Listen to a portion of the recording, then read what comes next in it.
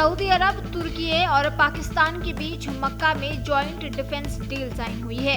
ये joint defence deal मक्का में Saudi crown Prince Mohammad बिन सलमान, तुर्की के राष्ट्रपति रजब तैयब एर्दोगान और पाकिस्तान के प्रधानमंत्री शहबाज शरीफ के बीच हुई।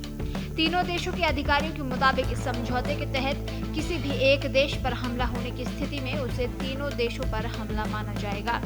इस डील पर अब ईरान की प्रतिक्रिया सामने आई है। ईरान के एक सांसद ने इस समझौते पर निशाना साधते हुए कहा कि इस तरह का समझौता सऊदी अरब को सुरक्षा नहीं दे सकता।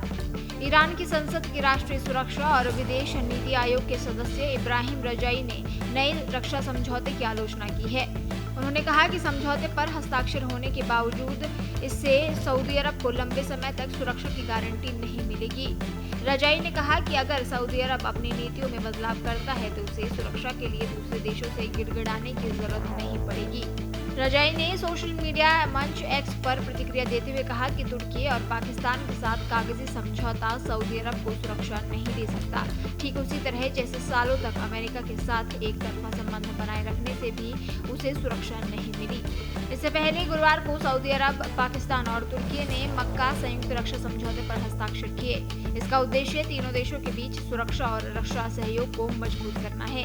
ये समझौता ऐसे समय हुआ जब अमेरिका और ईरान के बीच युद्ध की स्थिति बनी हुई है।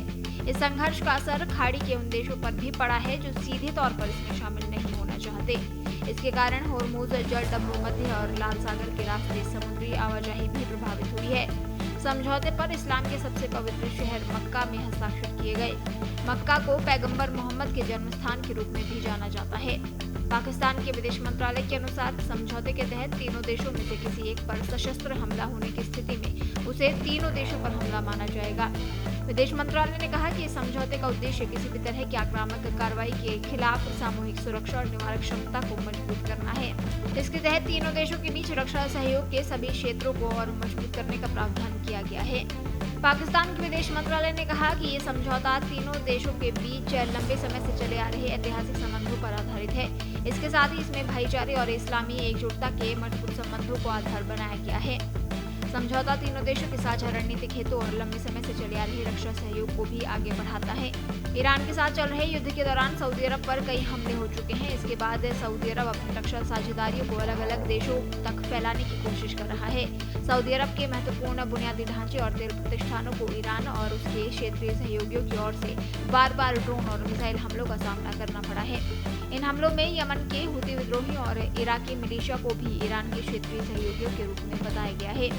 इब्राहिम रजाई ने सऊदी अरब की मौजूदा रक्षा नीति पर सवाल उठाते हुए कहा कि दूसरे देशों के साथ केवल समझौते करने से स्थायी सुरक्षा हासिल नहीं की जा सकती।